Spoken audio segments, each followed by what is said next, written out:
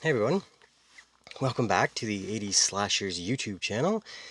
In this video, I will be discussing and reviewing the 1987 film Blood Harvest. In this video, we'll talk about the plot, the setting, the kills, the nudity. We'll look at the Blu-ray itself before wrapping it all up with some final thoughts.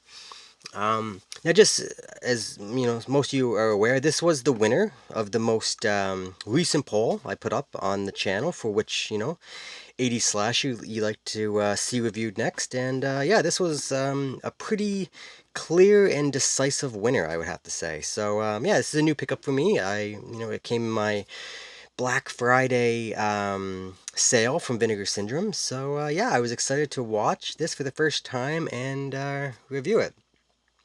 Now, Blood Harvest is kind of a lesser known slasher film, I would say, and one that doesn't really have too much of a reputation. If you look around, obviously you can find people's opinions on it, obviously, but it's one that I don't know. It doesn't have too much of a reputation.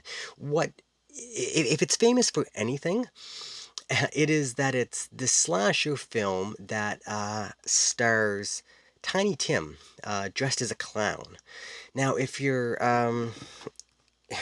not familiar with Tiny Tim, he basically he was like a singer, like a ukulele player, like a folk singer that sang in a really weird like falsetto type of voice. He had his most success in the late 60s, early 70s, but he always kind of stuck around because he kind of had some fame in those early days. Now, like I said, he has a really strange look, appearance, a very strange singing voice, to put it mildly. If you've never heard him sing, just go on YouTube and just type in Tiny Tim singing whatever. I think that the famous song is Tiptoeing Through the Tulips. Very strange. Um, but yeah, like I said, if you've ever seen him perform, it's really bizarre.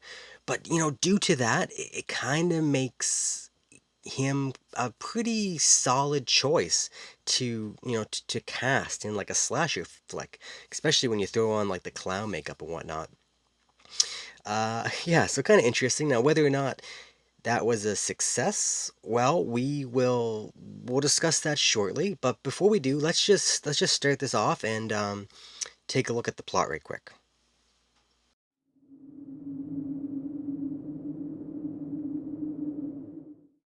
All right, so the plot of Blood Harvest. Basically, the film starts off.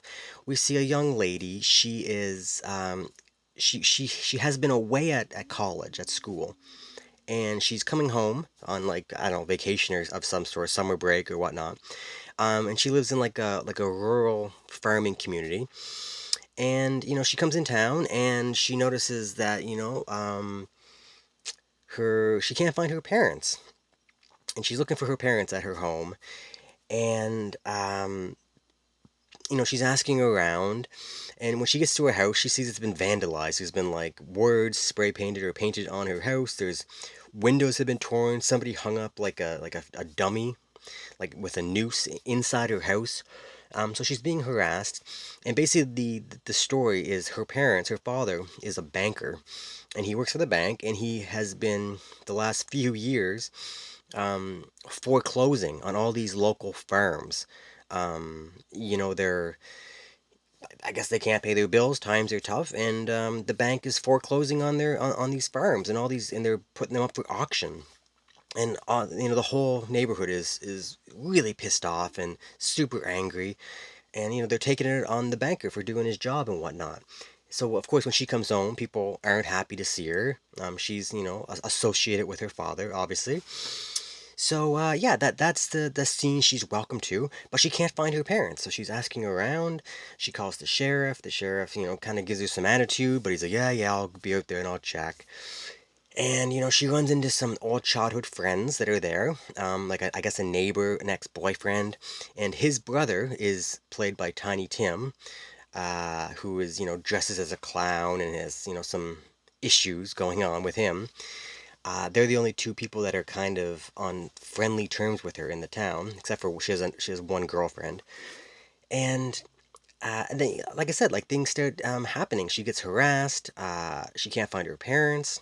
And then some of her friends show up, but then they start disappearing one by one, and she feels she's being harassed. She's getting phone calls, and someone is kind of stalking or harassing her. And then people start disappearing, and they start getting killed one by one, and we go from there. And yet the mystery unfolds, and she has to figure it out. And yeah, that's pretty much it in terms of the plot. So not yeah, not too elaborate, I would say. So the the first thing I'll say is that Blood Harvest is it's your typical run of the mill late 80s slasher. This film just happened to have a couple of different elements that kind of sets it apart a little bit from, every other type of slasher, at least around this time. The first of these is, as I mentioned before, having someone like Tiny Tim prancing around like a lunatic, fully decked out in clown attire. Now, my first thoughts while seeing this was that it was a little silly, maybe even a little unnecessary. But I'll be honest, as the film progressed, uh, I'm not going to say that Tiny Tim was fantastic in the role, but the role of his character did kind of contribute to the story. And at times, it certainly added to the creepiness factor. Yeah, so overall, I would say that his presence in the film, um, although probably conceived as a hype thing, to draw people in the 80s, I view it kind of as probably like a positive thing that certainly added something unique to the film, if that makes sense. I don't know. It's just it was a strange presence that kind of fit with this type of film. Hmm.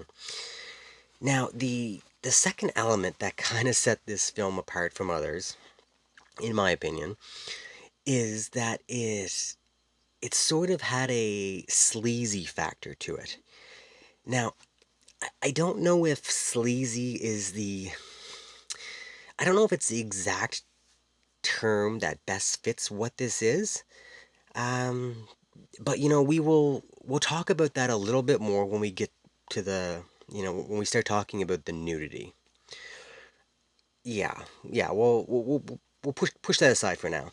Now, um, some other things about this film that should be noted is that I found this is a slower paced film. Nothing exciting really happens. There's no big, set pieces that stand out that are really memorable. It's just, like I said, it's just kind of a pretty straightforward story that slowly unfolds until you reach the big reveal at the end. Now, in terms of plot, the the conclusion, like the wrap up of this film or the big reveal, really was kind of a low point for me. Now, this is simply because the reveal didn't work at all for me. This is due to the fact that it was overly obvious what was going on, who the killer was, especially as the film progressed. It just became more and more clear. Uh, you know, One of the big things was just there was a lack of possible suspects. And you kind of just pieced it together, and yeah, it wasn't a big surprise.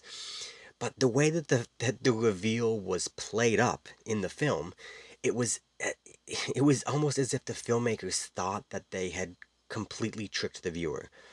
Like they thought they had a aha moment kind of thing. When in actuality, like, I can only speak for myself, of course, but like I said, we figured it out pretty easily. So the way they handled it as this big aha moment came off just kind of silly. They thought they got us, and they didn't. It failed. They didn't do a really good job, which is too bad. It was kind of disappointing. That's one of my favorite aspects of these films. if they can actually get me, if they can trick me and surprise me. I'm like, oh, I didn't see that coming. And yeah, it makes sense if the writing actually makes sense, and they can keep it blurred. That's what I love. I love these reveals, but unfortunately for this film, kind of a big fail. But that's okay. So yeah, overall, this is, like I said, a fairly basic plot. A couple of fun things that certainly stand out. That, like I said, one of them we'll talk about in a little bit here. But they just kind of miss the ending. So, it's not too bad. Like I said, pretty standard, typical for this type of slasher. All right, let's move on and take a look at this setting.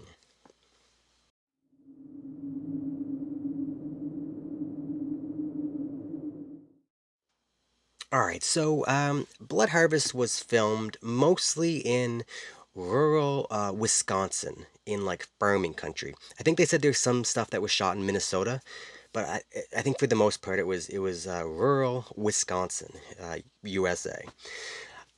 Basically, the plot of the film and the locations that were used within it really did make this feel like a farming slasher, if that's a thing. If it's not, I guess I'm coining it. This is like a farming slasher.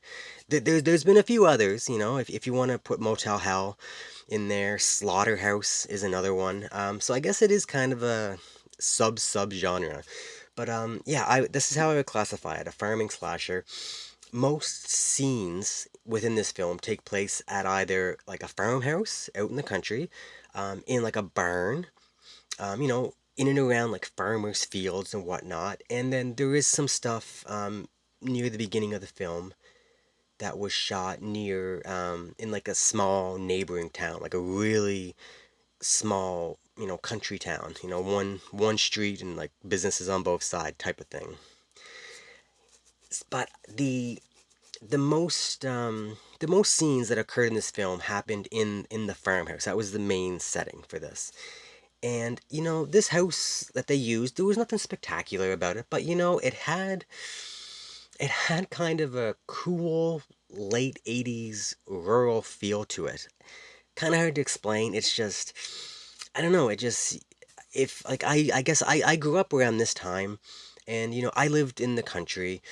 I had friends who lived in the country. I had friends who lived on a farm, so going to their house, it kind of had like a, I don't know, it was familiar to me, so I kind of liked it, I guess. Like I said, nothing special about it, but it just felt, I don't know, it was kind of a cool house for a country home. I don't know. Now the final sequence, the final chase, all like the final fight, all that stuff at the near the end of the film, most of this took place in like a barn setting, and there were some really good moments in here. It was pretty atmospheric, and it added to that farming slasher feel. Saw like pigs and like farming equipment and hay, straw. It was just kind of, I don't know, like you knew you were on a farm the entire film, but you were like mostly in the house. But then when you got to this part, it kind of upped it. Like it really made it like a farming slasher. Yeah, I don't know. So that's basically what you get for the setting. Overall, like I said, nothing spectacular, but I think it was a serviceable location for an 80s slasher. It had some cool scenes, like in the barn, especially near the end. But I guess like the setting was definitely not one of the strengths of this film. I don't think it was a weakness. It wasn't a strength. So yeah, so that's pretty much it for the setting. So let's go on and talk about the kills.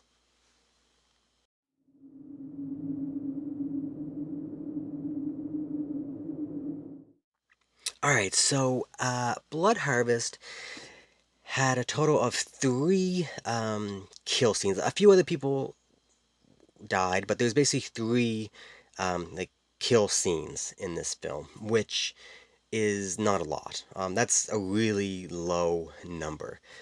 Now, besides the low kill count, as you can imagine, the pacing of these kills was very slow. Almost right at the beginning of the film, you get a first one, and then you have to wait another 45 minutes until the second kill happens. So that's not great. That's that's not good for a slasher film.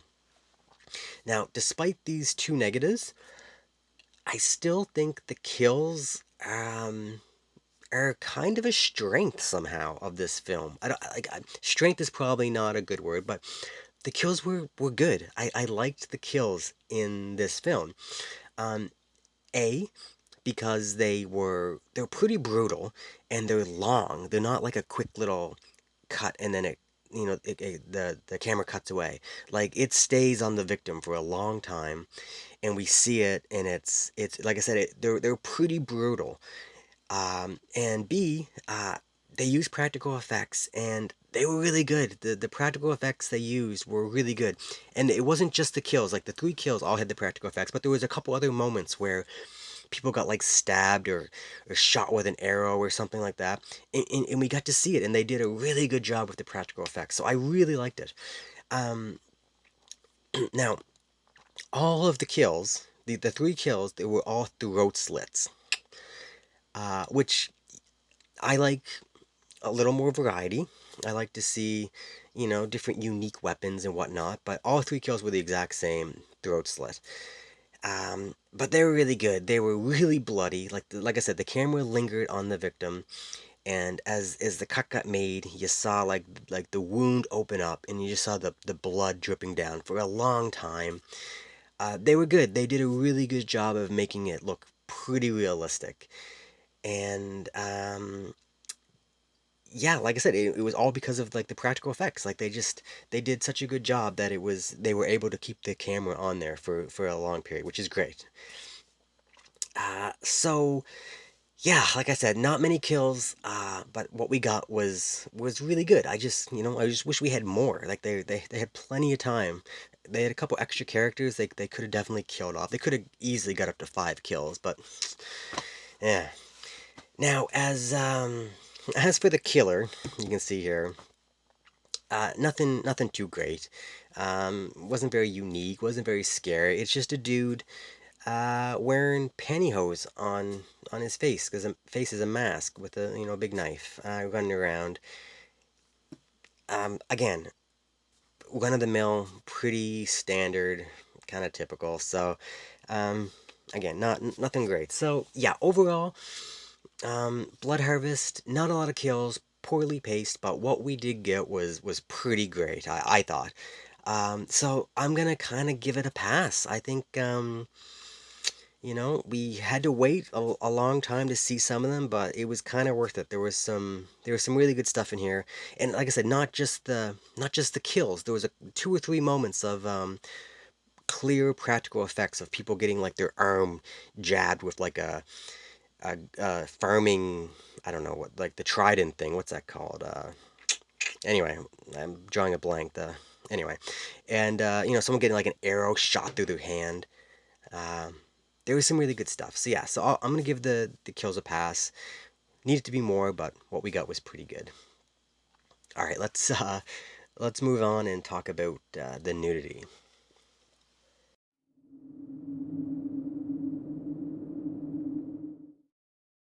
All right, so Blood Harvest has a total of 4 nude scenes, and if you keeping count, this that means that this film has more nude scenes than it does kills. And I say 4 scenes, but it's like some of these scenes it like cuts away and you something else and it goes back and there's more nudity. So there's a lot of there's a lot of nudity in this film, and these aren't your typical, blink and you'll miss it type of scenes that sometimes you see a girl, she just takes her shirt off right quick and closes it back up or whatever the case may be. Yeah, no, some of these scenes are overly long, uh, really, really revealing. And to be perfectly honest, some of them are kind of rapey in nature, if that's a word. Um, yeah, like I said, I said earlier that the term sleazy may not be the best term to use. And I say that just because there's some extra stuff going on with some of these scenes. It's like a creepy, like a rapey vibe that's going on in a couple of these scenes. Now, basically what you get, like there's a typical shower scene. We get one of those, and that's, pretty standard for these films. We also get a kind of a silly sex scene that occurs. But again, it's very long, and like I said, it kind of camera cuts away, you go back, and it lingers for a long time. So those are kind of normal, like the things you would expect. But there's the other two scenes that we're talking about here are both pretty creepy. Basically, what they are is different types of like a sexual assault that we're witnessing. One is involving, I don't want to give too much away, but one is involving um, a female being restrained and the use of a Polaroid camera. Uh, and the other one is involving a woman basically being like drugged and unconscious, and being taken advantage of. Yeah, both of these scenes are pretty weird. Just to say the least. Now, the lead actress in this film, like the main star, the final girl, whatever you want to call it, um, she provides all the nudity, which is kind of weird. Usually the main girl is the one who doesn't get naked. They always bring in some extra people to fill that role in these films. But in this film, it's the lead actress, and this is the only thing she's ever done. Her name is, it's hard to pronounce. Where is it on here? Itonia Salchek, and she's good. I liked her. She's again, like I said, like you go on IMDb, all it says is nothing is known of her. All we know her for is doing Blood Harvest. So this is the only thing she ever did. But she was pretty good. She wasn't a terrible actress, but basically she was naked for the almost the entire movie, a lot of it. And basically we get to see everything from this actress. Obviously there's yeah, you get to see everything front, back, and there's actually two scenes where she actually does full frontal nudity. And again, I don't want to get too much into it, but there's one scene here where it's borderline, I don't know, like soft core pornography, I would say. Yeah, usually when you have like a naked female and there's a male with her, sometimes there's some touching, and they go around certain areas. They don't fully, you know, go there. But in this movie, we see the male. Again, she's unconscious, so again, it adds to that weirdness. But he not only is he groping her all over her body, touching everything, he's licking and sucking at certain body parts, which is um strange for this type of film. Like I said, like you usually see them groping around the area. But this is like full on.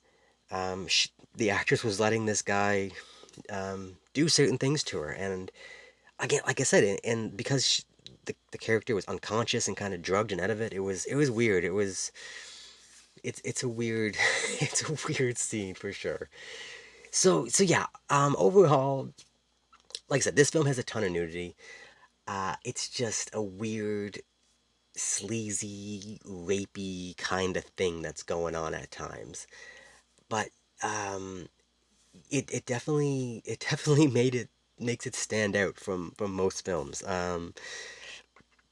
Yeah, I don't know. That's I guess that's all I really talk about. I don't want to get too deep into this because I know some people don't really care too much about this, but it's part of this film, to be honest. Like there's that you could tell the filmmakers, they wanted to up the nudity level and the sleazy. It was what they were going for, so it's part of this film. So it is what it is. All right, enough about the nudity. Let's let's move on and talk about the Blu-ray.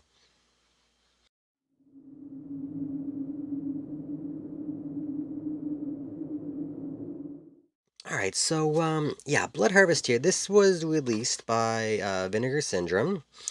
Uh, this is the cover I've decided to go with. If you saw me on my unboxing of this, I couldn't decide which cover art I was going to go with. Um, Basically, yeah, you have the choice. You get, there's a Blu-ray disc, and you get a DVD. And this is what comes with it. This is the original cover art that comes with it. And I had this for a while. You know, you get Tiny Tim all decked out and crazy. But after watching the film, you know, he's not really like the main star of this film. He's in it and he plays his role. Like I said, he kind of provides some creepy, like a creepy factor to it for sure. But this is more indicative of the film, I guess. You know, it's really grainy. It's not a good picture. I don't like that. That's why I was gonna go with this one. But after watching the film, I'm gonna stick with this because it's, like I said, it's more indicative. Um, So yeah, so this is what you get: reversible cover art, Blu-ray, DVD. You get a little booklet, which is cool, with some like a little essay, I guess, about the making of the film. You know, there's some good information there. It's talk about like the director wanting to cast Tiny Tim and people not wanting him to do it and whatnot. Yeah, the whole thing is about Tiny Tim. You know, here's him out of makeup. There's him in makeup. Um, yeah. So yeah, so that's the package. Nice, solid, clear case, which I always like. They're numbered. People who like the numbers, you can collect them, whatnot. Yeah. Now, audio video. Blood Harvest was shot in 16 millimeters, and they say on the back here it was newly scanned and restored in 4K from its 16 millimeter original camera negative. This does not look good. I'm not blaming Vinegar Syndrome. It's clearly the source material, but this film is, I think, of all the 80s slashers that I've watched on Blu-ray, this is the grainiest thing I've ever seen. Some scenes aren't too bad. You know, some of the nighttime scenes, it's not as bad, but the daytime scenes and outside in the nature, oh boy, it looks kind of like you're watching a VHS, to be perfectly honest. There's some moments that it's not much better than VHS. So I don't know what was going on with the original, if it was just, usually these 16 mil prints, Vinegar Syndrome, they look pretty good, some of them. This one, not so much. So it's, um, usually I say like, oh, this is the best you're gonna get.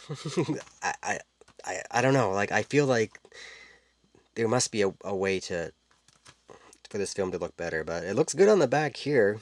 But it's grainy, man, and I don't have a problem with grain, but it's, yeah, there's some scenes that look not great.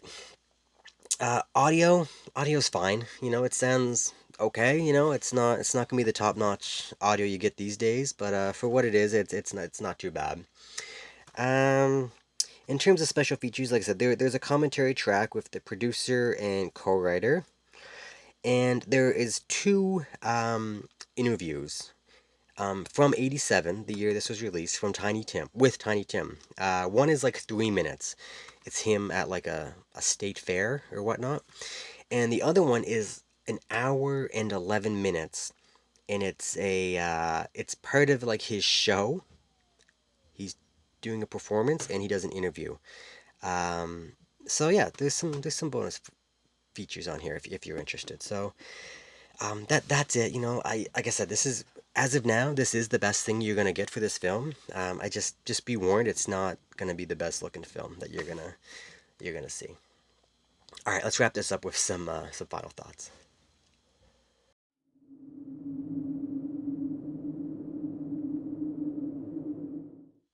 All right, so yeah, in like I said, in many ways, Blood Harvest is your typical late '80s slasher that just happens to have a few elements that kind of make it stand out from, you know, the typical fare of this time. You know, one of them, of course, is the inclusion of Tiny Tim, who adds like an odd, weird, creepy vibe to the film, which is good. And then, like I talked about, there's an abundant amount of nudity, which again is kind of adds a sleazy, rapey feel to it. Um, so yeah, like I said, even though I certainly wish there was more kills, The kills that were provided were pretty good, and they had some really good practical effects, and that's all you can wish for or hope for, you know. Sometimes a lot of times we get these 80 slashers and they just pass on the kills. Like the people get killed, you don't see it. At least they took the time to do these practical effects, and they were probably time consuming, some of these effects, and they looked good. They pulled them off. I just wish that there was more, you know. So yeah, if you can, like, so all that is good. I think all that stuff I just mentioned is good. If you can forgive a fairly predictable plot that, you know, um, kind of has the big reveal is kind of lackluster, I think there's enough goodness here to recommend this film. So yeah, like I said, I guess I liked Blood Harvest. I did. I didn't. I definitely didn't love it, but I definitely didn't not like it. Like it's a good film. It's fun. It has its shortcomings. It has its strength. It's kind of right down the middle for me. But like I said, there's plenty of fun to be had, and I don't know. For me, I'm someone who does enjoy these films that just has that extra little bit of sleaze. Um, and Blood Harvest definitely has that. I think that's why I kind of like it because I wasn't expecting that at all. I didn't read too much about. I didn't know what to expect going into this. All I knew is, it had creepy Tiny Tim. So I wasn't expecting the sleaze factor with this film because usually we don't get this in the late 80s. It was more, the early 80s with Maniac and New York Ripper, Nightmares. Those are the films that really had that sleaze factor. And yeah, this one did a good job of it, I think. And I think it was clearly intentional because, like I said, some of these scenes were pretty, I don't know, pretty graphic. They showed quite a bit, and there was another scene I didn't even talk about on here. It's on the back here. This isn't the main girl, and she doesn't get naked, but she's right down to everything but, and it's really, again, it's really rapey. It's another scene that wasn't even discussed when we talked about the nudity because there was no nudity, but it was just the whole vibe of it was weird, man. So yeah, that's it. That's that's my thoughts and review on Blood Harvest. So yeah, pretty good. I liked it. So that's it. So yeah, once again, guys, thanks for if you made it through the whole video, thanks for watching and comment and all that good stuff. And yeah, until next time. All right, see ya.